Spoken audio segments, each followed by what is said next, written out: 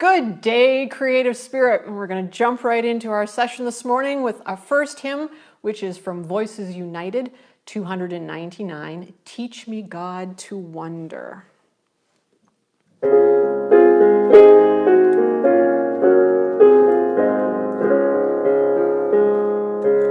Teach me, God, to wonder. Teach me, God, to see. Let your world of beauty capture me. Praise to you be given, love for you be lived, life be celebrated, joy you give. Let me, God, be open, let me loving be. Let your world of people speak to me. Praise to you be given, love for you be lived, life be celebrated, joy you give. Let me, God, be ready, let me be awake,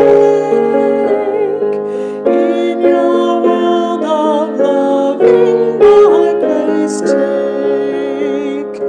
Praise to you be given, love for you be lived, life be celebrated, joy you give.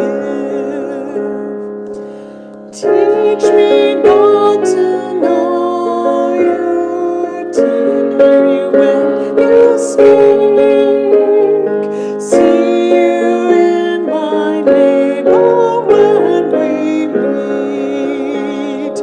Praise to you be given, love for you be lived, life be celebrated, joy you give. And our next hymn we are going to do, again, Voices United, 374, Come and Find the Quiet Center.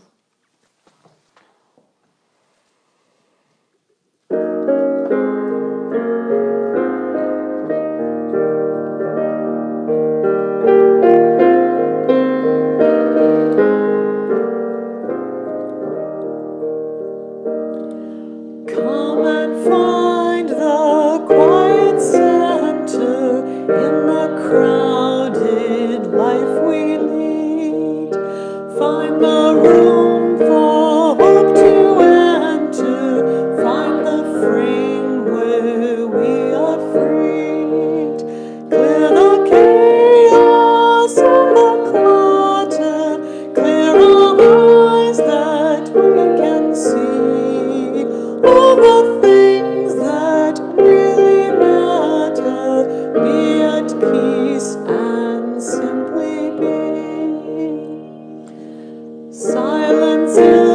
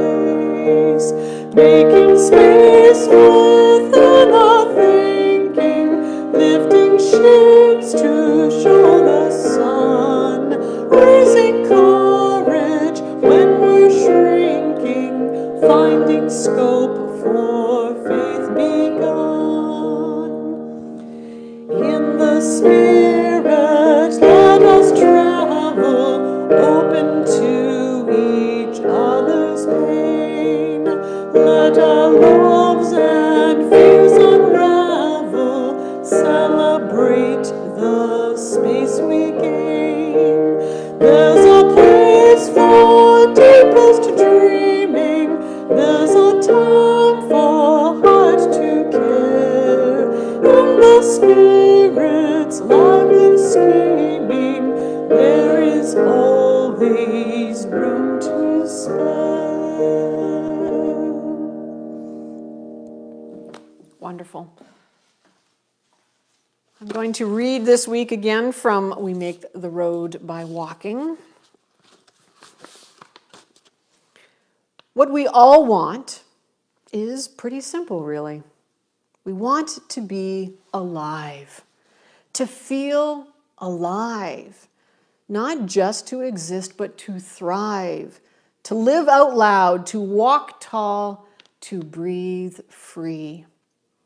We want to be less lonely, less exhausted, less conflicted or afraid, more awake, more grateful, well, graceful too, but grateful, more energized and purposeful.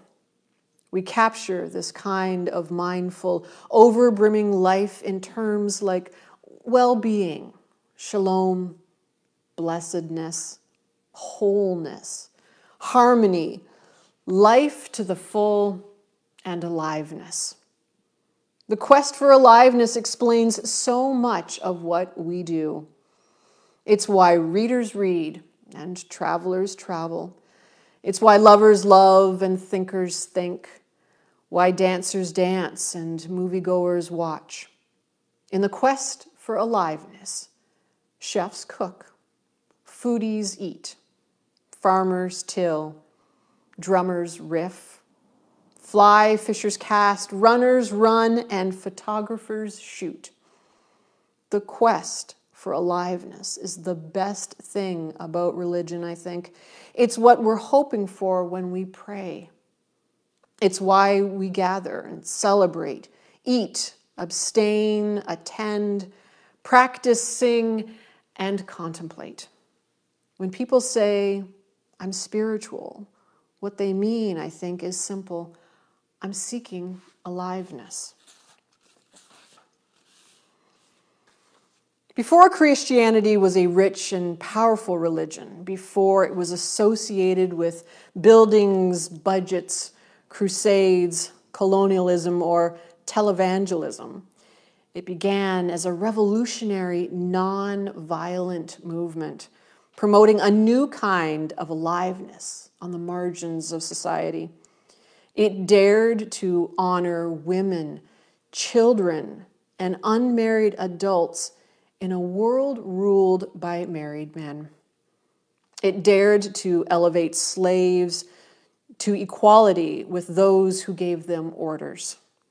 It challenged slave masters to free their slaves and see them as peers. It defied religious taboos that divided people into us and them, in and out, good and evil, clean and unclean. It claimed that everyone, not just an elite few, had God-given gifts to use for the common good.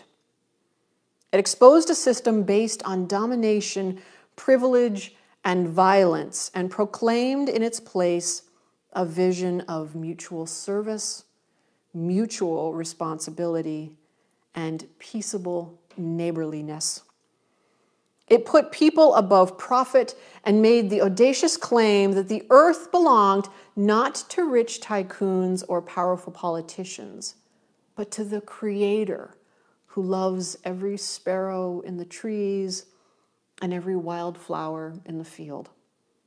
It was a peace movement, a love movement, a joy movement, a justice movement, an integrity movement, an aliveness movement.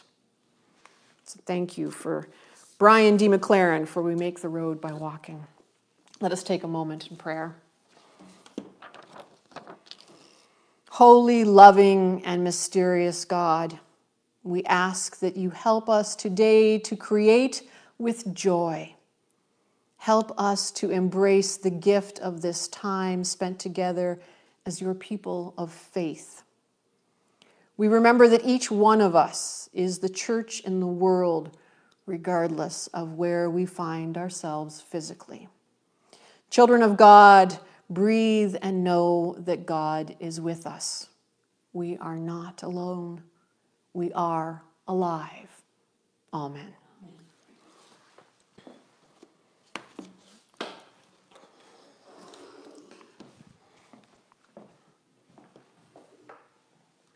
All right. I'll just... Sorry about this. Technology is a wonderful thing, and at the same time, oh, very tricky. All right. So today, as we seek some joy and aliveness and allow our spirit to be calmed and to allow our minds some time to be calmed and released and allow God's voice to be heard by us, because so often as we are out about, and even if we're not out about as much as we were these days pre-COVID, our minds are still, at least I know, speaking personally, my mind is still very busy and there is still a lot going in. So I think this allows us, right, as a spiritual practice, to say, calm, hear God's words, and we're going to create. And today, well, here I'll show you the inspiration for what we are going to create. And, you know, I had everything planned. It was all so good. All right. Now, I realize that on the camera, you're probably not going to be able to see this very well. But what it is the inspiration. Oh, thank you. I have an extra pair of, oh, that's good. Yes, thank you. Lovely. So here's our inspiration for today. And this is watercolor in an envelope, right? Thank you. It sounds pretty simple. And here's kind of a live version, an actual live version. So now it's okay, because I'm going to, but thank you. I'm just going to put this down here, because this is what we're going to be using. So our supplies for today, for our watercolor cut bouquet. How does that sound? Watercolor cut bouquet. We will need a piece of, and this is 9 by 12 watercolor paper, but a sheet of watercolor paper. And you will need, you may need, this is optional, a piece of cardstock.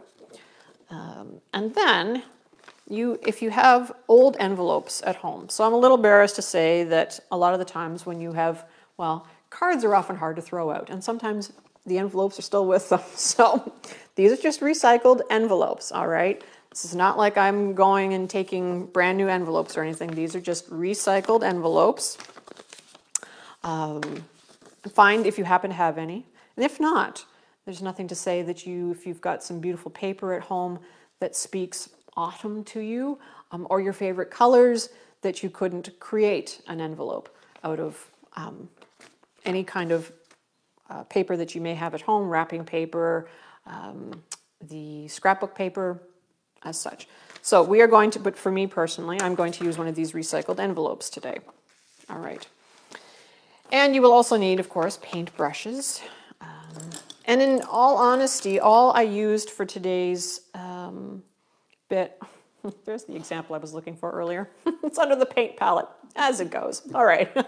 The only thing that I used actually for the whole thing was this paint brush. And this is a round, and I believe, though these don't have numbers on them, I suspect that it's closer to a number 10. All right. It's not to say that you can't use other brushes, but one works. Ultrafine Sharpie and a fine Sharpie and a pair of scissors. This actually really won't be optional. You'll definitely need the scissors. And of course, your paints. And in my case, the watercolor paint is in a tube. You could have the pans. See, I remember the name this week. The pans of watercolor paint. Or you may have liquid watercolor, and you just pour it into your palette. I've already got some watercolor here that it looks like I'm going to have to add, forgot to add more water to. My colors, and a glue stick. I forgot to mention that a glue stick would be ideal as well. And something for water for your brushes. A clean jar and a dirty jar. And for those that were with me last week, I had trouble keeping the two of them separated. And so this week we have the lovely tags on them. So we'll see if I pay attention to my tags today. All right, once you have your watercolor paper, you do not have to worry about taping this down at all. In fact, you could cut it in half. And then once you have a half, cut it again into, say, smaller pieces, right? So rectangles, you could cut it all evenly into smaller squares, or some of it you could cut into strips. And the only reason that I suggest this is because as you are working on individual pieces, right? We're working with individual flowers and individual leaves, this sort of thing. It's easier, at least I found, this is only my own personal experience this week, found it easier that if I was working on something this size, just a little square, that it actually you could focus on one flower and then your hand wasn't running through the paint as if you were trying to do a whole lot of components right directly on your sheet, okay? So cut it into smaller squares. Then the next thing, you have an option, and I'll show you both options. So the first thing that we're going to do, we are going to lay some watercolor down. Now we're dealing with doodling here as well, all right? So don't worry about saying I can't draw a flower, because no, neither can I, in my own personal opinion. But when it all gets together, it looks really good. Everybody knows this is a rose. I can't draw a rose, but we can see that this is a rose. So, and other flowers. I don't know what kind of flower it is, but it looks good, right? It looks like a flower. Looks like an autumn flower to me. So we're going to drop some water. So I'm going to fill my brush. You've got the colors that you want, that you like in your palette. If you think of fall colors, you know, yellows and oranges, reds, deep purples, burgundies, even dark blues, that kind of thing, all part of the fall palette. And I am going to get a little water now. Let's see if I can. Water on my brush.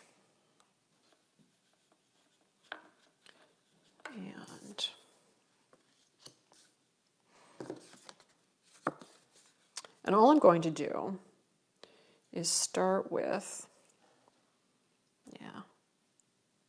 well, hopefully it's going to run. I'm just starting with a small blob of solid color here. One moment.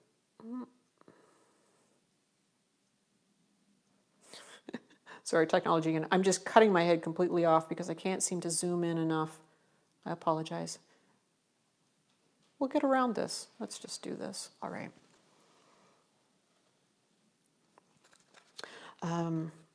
If you can see this, just a little, there's just a pool, all right, of color.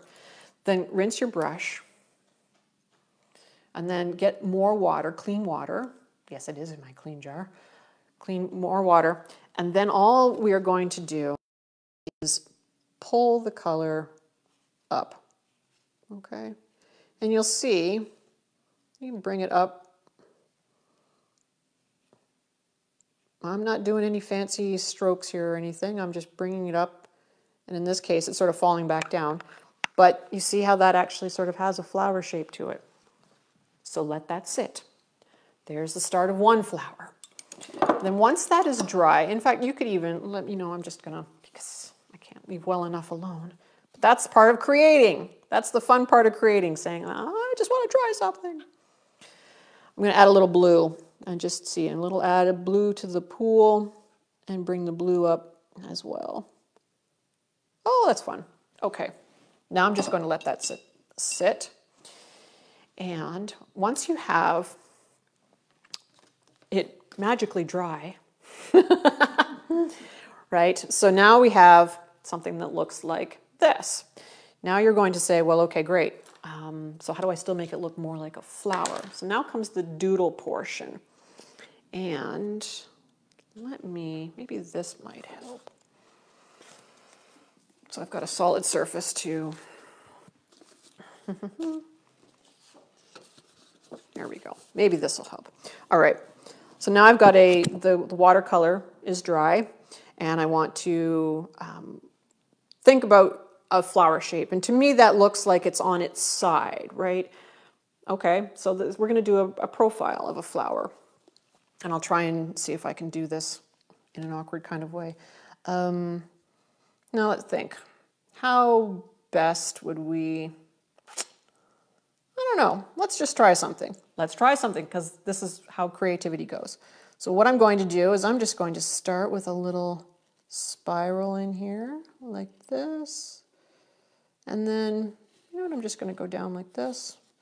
And then I'm going to think that maybe the flower had petals that went out like that. And maybe there were other petals that went out like that. Oh, that's interesting. Right? I just draw it like this. And then maybe draw another in like that. Sure, and maybe just add, there's petals around at the back. I don't know. Looks like a flower to me. Sure, great. So there's one doodle flower done. All right. And then just set that aside. You could, if, say, with your brush, just use, and again, if you're really not comfortable with the brushes, use the side of the brushes. And so something like this was just created with the side of the brush, right? Just sort of going around like that with color on your brush. No fancy strokes or anything. And it sort of looks like a star at this point. And then you're thinking, well, okay, now how about doodling around that? How best can I make that look more like a flower? So, well, we could add, again, I'm such a spiral person. I love the little spirals. Let's just add some spirals on the inside. And you might still have trouble seeing this. It's fairly white based, so I apologize, but this is great. Okay, so we've got a spiral, and then you can just go around, sort of emphasize the petals, right? This kind of shape. Just sorry, I'm going to do this way. Add some, follow sort of where the color was. You don't have to follow. This is not about tracing where your color was. This is just about adding petals. You've got some petals that have doodle, some petals that don't. You can add petals again around the other sections that have, now I'm just creating petals in the middle.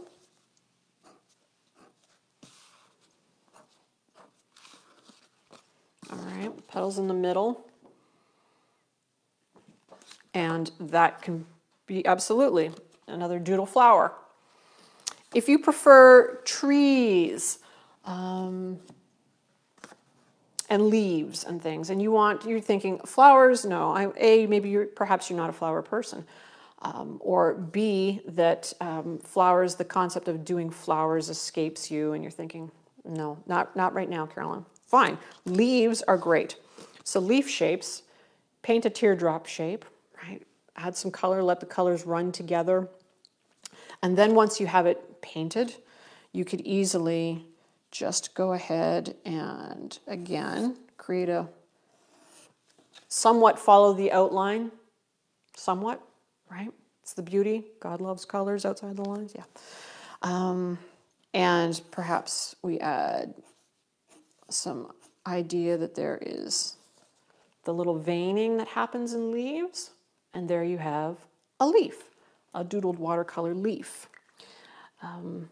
Now, if you want to do your doodles first, there is no reason why not. You know, that one's, I want to try, I want to show you, as soon as this one's dry, the purple one I showed you, I want to show you something else. But you can start with your doodle flowers on their own, okay? And start with a circle or start with a spiral. And everybody can, I think, probably draw little loops, right? Little roundish type petals.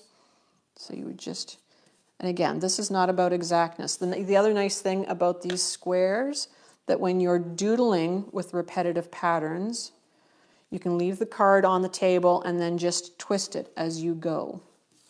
So I think everybody can manage a flower much like that. And then we add, in between each petal, we add another little arcing loop. And again, you just have to rotate the card. Right? Easy breezy. And as you continue to do that, you can make it bigger, and then you can add, and because these are watercolor safe or water safe markers, the Sharpies are waterproof, you can add color to this. Now, if you want to, first of all, add a little water, just clear water to the petals. And then you want to drop in some color.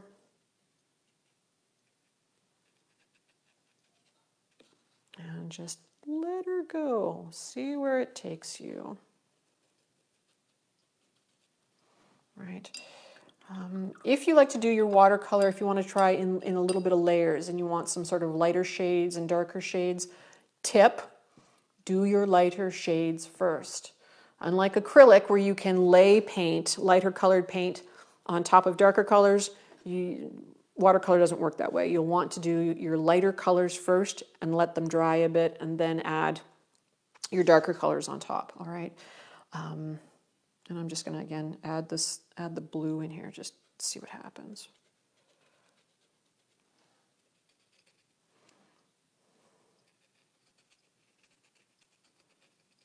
And again, you'll notice, I'm not worrying about the lines. I'm just adding color around it. And if there's techniques from last week that we talked about with the salt, adding the salt to it, or the saran, scrunching up some saran wrap, plastic wrap, and smooshing it down onto your paper and letting it dry a bit and then peeling it back to get texture, absolutely, that's what these weeks are about, right? We're going to build on some of the techniques that you learned. So there you go. Now you can continue doing that until you get something where the card is filled in with all the little lines. So it's like a big mum or something like that. Then we're going to take our scissors. We're just going to cut around it. And I won't have to cut too much because, good heavens, I really filled this square. And again, I'm not cutting around the black lines. I am strictly just leaving white space around it. All right, in fact, let me just, can't have square corners on a flower, that's craziness. I suppose you could, actually. It's creative spirit, there is no wrong. Let me phrase that, I do not want square corners on my flower. How's that? There we go. Okay. And it's still sort of square, but there we are. All right. When it comes to whatever your leaves are, again, right? So some of them you may decide that you want to leave without any doodle markings in them. Some when you want to have the doodle. Again, just cut around, leaving some white space. And when you've got really intricate things to cut around, one of the tricks to cutting is not to have the scissors do the work, but have the paper do the work. And what I mean is when you're cutting around things, keep the scissors still. It's twisting the paper around. So if you've got a curve, you're going to want to curve the paper. All right. That really helps when it comes to how things are cut out. And I want to show you really quickly before we're done with the paint portion, because it's fall, right? So the idea of something like a little wheat sheaf kind of thing, or some sort of like little grasses, because this is fun and it's easy peasy. So a strip, and I've just got some, I think it was probably a yellow, what is it, ochre color. So just load your brush up with color, and then let's see if I can do this way. This is where the using the brush right, as it actually is. So just lay it on an angle and let it do its thing. Now this is going to drip a bit, realizing that I'm vertical, right? And then go this way, and then this way, and then this way, and back, and forth, and back, and forth, right? And if you're finding that you've got too much water, if you're not liking it, then you can always take a little water out on your rag or your paper towel. And then if you're thinking, okay, now there's not enough paint, then load a little more paint. And you see how now it changes. It's smaller, more defined. And you possibly may not be able to see that from where you are. But back and forth. Right? And then that is how you end up with these. Right? There's that help. So that's fun. Okay. So then once you've got all of your pieces painted and cut, berries are, you know, when you're thinking about fall, berries are a lot of fun. Circles, paint a little line. I didn't even add any, marker to this one. Okay, this is just berries. Then you'll take your envelope. Oh, actually, let me just show you. We were talking about cutting.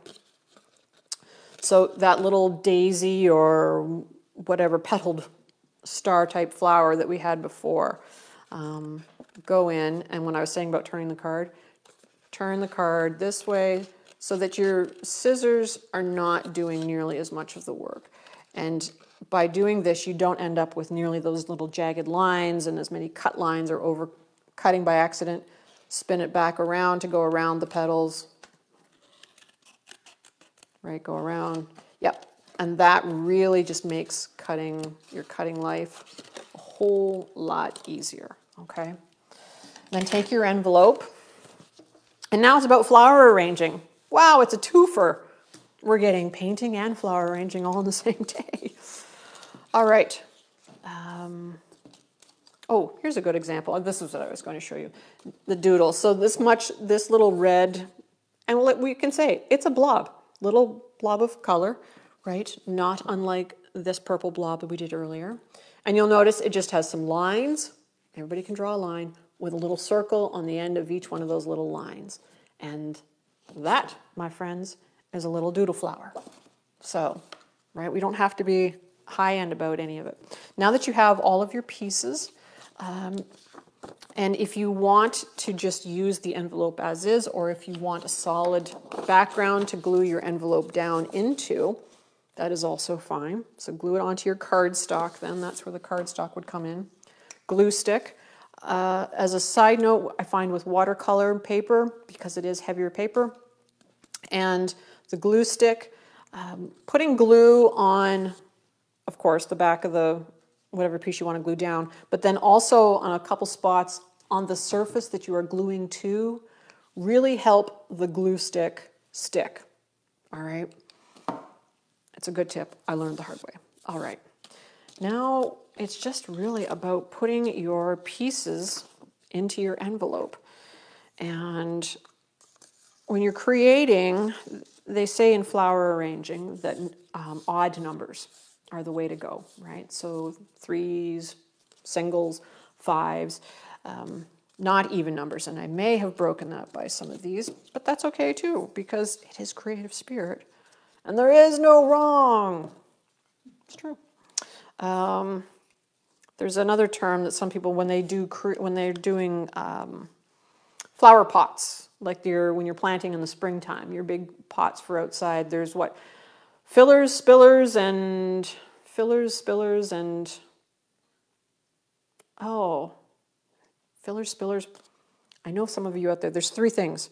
You have a filler, you have a spiller, and a thriller, the tall stuff. A thriller, a spiller, and a filler. Okay, so you can work on that idea with your arranging. And again, it's just about putting these things in an order that appeals to you. You are not trying to make anybody else happy other than you, right? And we're just I'm just going ahead and putting all of these little pieces, and some of them can be small. Small pieces are good pieces because they can go right in the front, and you can overlap things and have them tuck in. And just put them in your envelope. You can glue them down, and then this isn't going to stay. There we go. And you'll have something that looks like this, right? And that's just fun. It's feel good. It's totally feeling good. I love that. So then once you get it all set, yes, you can glue it down. And that is our creative spirit for the day. So before I let you go and you get your own creative spirit on the go at home, and you get into your creativity and art making, let's just breathe. Let's just sort of recenter. And we're going to do a breathing exercise. So ideally, feet flat on the floor and back upright. And we're going to breathe in. And as we're breathing in, you're going to breathe in the love of God. And on the way out, sending that love back out into the world. And breathe in the love of God. And back out, sending the love back out into the world. And one more time, breathing in the love of God. And sending the love back out into the world. And together we'll say our creative spirit prayer.